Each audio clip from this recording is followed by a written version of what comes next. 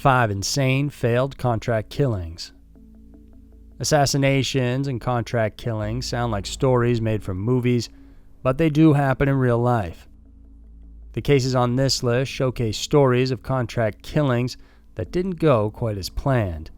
These are 5 insane failed contract killings. Number 5. Susan Kunhausen.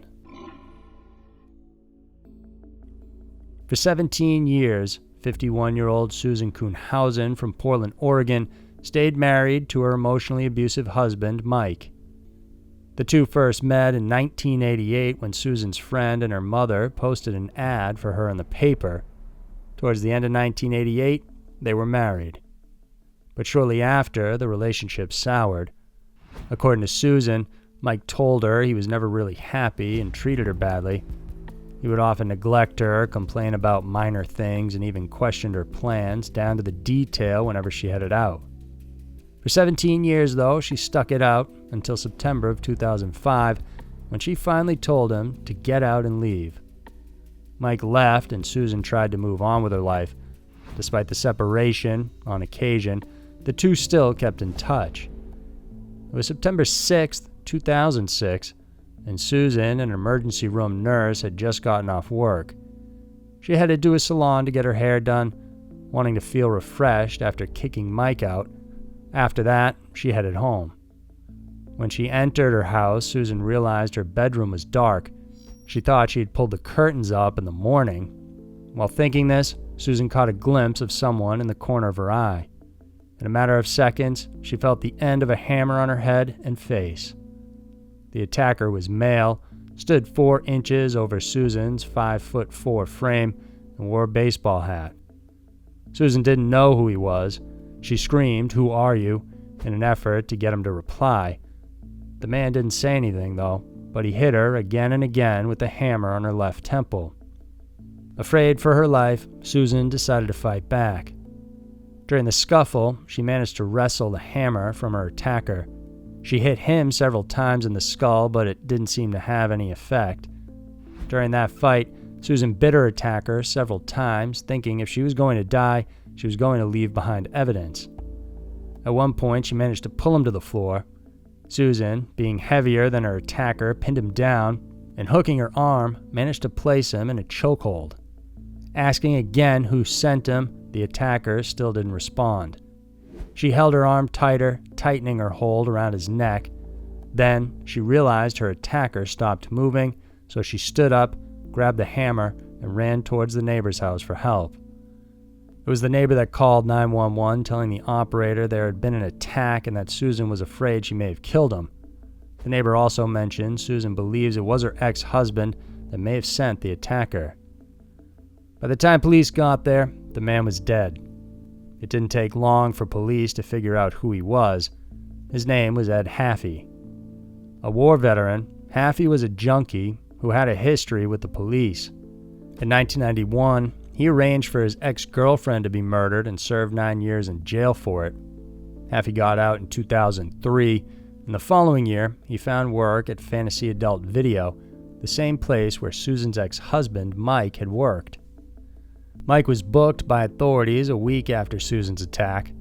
He first denied knowing Ed, but police had already established a connection between them. It was then later revealed that Mike promised to pay Haffey $5,000 in exchange for Susan's life. During trial, Mike pleaded guilty and was sentenced to 10 years in prison. He later died there in 2014, months before he was due to be released. Susan is now known as Susan Walters. She continued to work as a nurse and moved to a new home, and she currently advocates for victims of criminal acts. Number 4. Chad South. In May of 2006, a masked man wearing camouflage entered a home in Burton Township, Ohio. It was the home of Daniel Ott and Mary Ann Ricker. The home was a farmhouse, quiet and off the grid. As the couple lay in bed, a masked man suddenly appeared and pointed a gun at them. They were told to lie face down so they could be tied up. When the attacker tried to leave, 31-year-old Daniel freed himself and began chasing him. A scuffle followed, and a gunshot went off, hitting Daniel in the chest. Bleeding on the floor, his girlfriend tried desperately to keep him alive, but it was too late. The intruder fled, and Daniel Ott lost his life. By all accounts, Daniel was a good man. He was a kind neighbor and known to be a compassionate individual. No one could think of a reason why anyone would want him dead. Police initially had no idea what to make of the case. There was no forced entry or indications of a robbery. They could tell, though, someone went inside the house and purposely targeted Daniel. It would take 6 months after the murder before police would figure it out. The intruder had killed a different Daniel Ott. Apparently, there was another man with the same name living in the same area. This 61-year-old Daniel Ott was a career criminal and the target of this contract killing. He had been stealing cars since he was 13 and was no stranger to the law. In 2004, the criminal Ott was hired by a man named Joseph Rosebrook as a hitman. Rosebrook was suspected of running a car theft operation, but for years police had no concrete proof to put him in prison. When Ott was hired to become a hitman, he decided to skip on the agreement and turned against Rosebrook. As a result, Rosebrook was finally arrested and spent 10 years in prison for conspiracy to commit murder. While in jail, Rosebrook met Chad South, and it was here that he hired South to murder the criminal Ott for testifying against him. Once South got out, their communications went through Rosebrook's brother, Carl. Then in May of 2006, Daniel South barged into the home of the wrong Daniel Ott and killed him. It would take years before police could build a case. In 2014, Rosebrook was released from prison for his crime, but the following year, he was arrested again. This time, it was for Ott's killing. 2 inmates testified that Rosebrook had agreed to pay South $20,000 for the murder, and his brother Carl would handle the payments. At the end of the trial, Joseph Rosebrook was found guilty of aggravated murder, kidnapping, and conspiracy, and he received a life sentence. Chad South was found guilty of murder and received 28 years in prison. His girlfriend, Mindy Stanifer, and another friend, Alva Jacobs, were both present in the car on the night of the murder, and they received 18 years each. Carl Rosebrook entered a deal and was fined just $1,000 for his part. Number 3. Chinese hitman hires subcontractors. Outsourcing has become the norm in a lot of businesses across the world, but it's rare for someone to outsource murder. However, this is exactly what happened in China. Tan Yuhai, a businessman, wanted someone killed.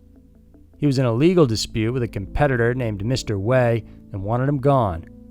His answer was to hire a hitman and have him killed for $282,000.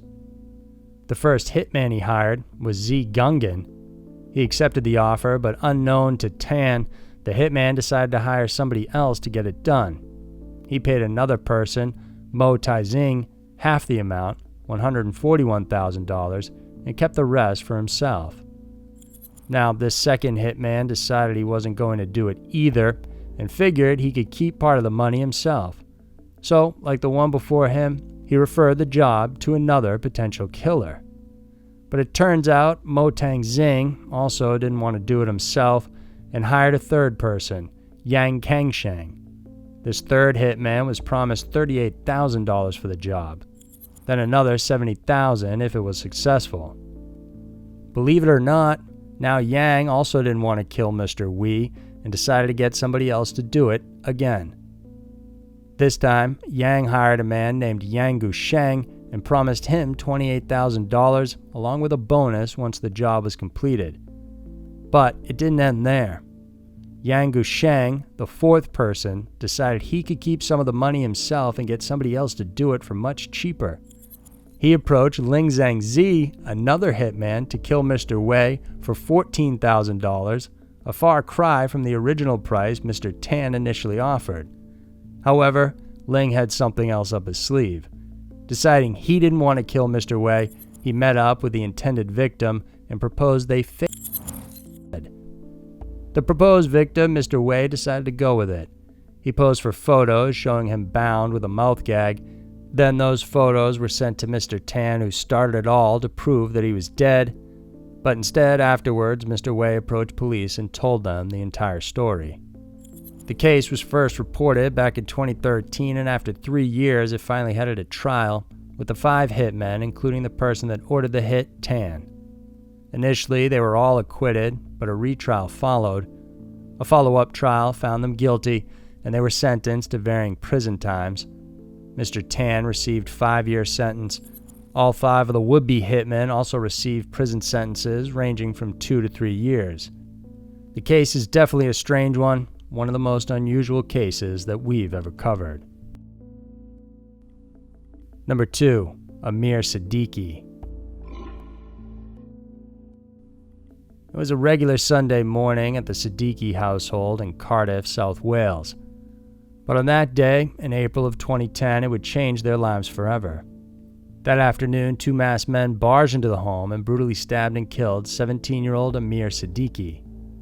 Amir ran for the door the moment he heard the doorbell ring, as he was expecting his imam to arrive any minute for a private lesson. But when he opened the door, the 2 intruders immediately began stabbing him in the face and chest. The teen tried to run back inside, but the men followed him and continued stabbing. His parents, who were both home that day, tried to stop the attack, but they also got stabbed in the process. After the frenzy, police were called, and the officers tried hard to save Siddiqui's life, but it was too late. A few days later, police managed to capture the 2 suspects, Jason Richard, who was 38, and Ben Hope, who was 39. Eyewitnesses linked them to the murder. Amir Siddiqui's blood was also found in the car that they had used. During questioning, they revealed someone had hired them. It wasn't to kill Amir, though, but it was aimed at another local man whose house was adjacent to the Siddiqui home on Ninian Road. The 2 men, high on heroin, had entered the wrong house and attacked the wrong person. After the trial, these 2 men were sentenced to 4 years in prison. However, the person that commissioned the crime, Muhammad Ali Eid, was still at large and had already escaped to India. It wasn't until 2017 when he was finally found there, but while waiting to be extradited, he managed to escape through a bathroom window at a railroad station toilet on his way to the hearing. He has never been caught and has been on the run ever since. It's believed he may have changed his appearance as well as his identity. More recently, he's been included among Europe's most wanted fugitive list, and police are still appealing for information about his whereabouts. Number 1. Jessica Booth. When 18-year-old Jessica Booth from Memphis, Tennessee, saw a piece of white block substance at an acquaintance's home, she thought she found her ticket to money. The 18-year-old aspiring model, thinking the white block was cocaine, hatched a plan. She wanted to raid the home and kill the 4 men that lived there before taking the drugs for herself. The teen mentioned her plan to some people, and in turn they connected her to a hitman. She spoke with the man and described her plan. She said she needed the money for modeling, so she ordered a hit on the 4 men that lived in the home so she could take the cocaine for herself. She promised the hitman half of the money and drugs after everything was done. Booth had other instructions for the hitman as well. She told him to aim for the heart, and if children were inside, if they could testify, that they could be killed too. Booth even accompanied the hitman to the property for surveillance. However, Booth didn't realize one thing. It turns out the hitman she hired was an undercover police officer who was tipped off about Booth's plan from the start. The officer posed as a hitman, and Booth happily described her plan of murder. But this wasn't the only snag. It turns out the block of white substance she saw in the home wasn't even cocaine. In fact, there were no drugs on the property at all. One of the intended victims, Antonio Sertato, said they were actually blocks of white cheese. He was packaging them for his business, and turns out Booth was wrong about a lot of things in her plan. After the evidence was gathered, she was arrested and charged with 4 counts of murder and solicitation. Booth was placed in jail with a $1 million bond. Although her friends and family swear they didn't think she was capable of murder, The officer involved, as well as those in the case, said she was willing to commit murder without hesitation. So there were 5 insane contract killings. There are people who would kill for the right price, and there are those willing to pay for a variety of reasons. It's a bizarre give and take that unfortunately happens all the time. If you like this video, then please remember to subscribe to our channel and consider supporting us on Patreon. We have new videos coming out every Wednesday and Saturday for you to check out. Thanks for watching, and we'll see you soon.